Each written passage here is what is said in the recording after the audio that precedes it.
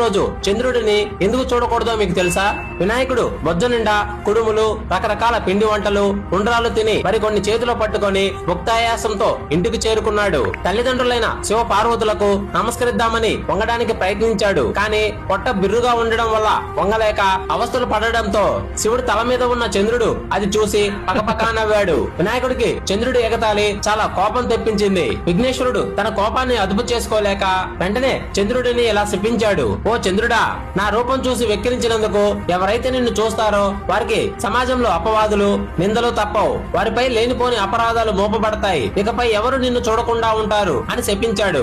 ఈ శాపానికి భయపడిన చంద్రుడు గణపతిని వేడుకున్నాడు. తన తప్పు తెలుసుకుని క్షమించమని కోరాడు. అప్పుడు గణపతి శాంతించి, సరే చంద్రుడా, నా శాపాన్ని పూర్తిగా తొలగించను, కానీ భాద్రపద చతుర్థి రోజుకు మాత్రం శాపం వర్తిస్తుందని అన్నాడు.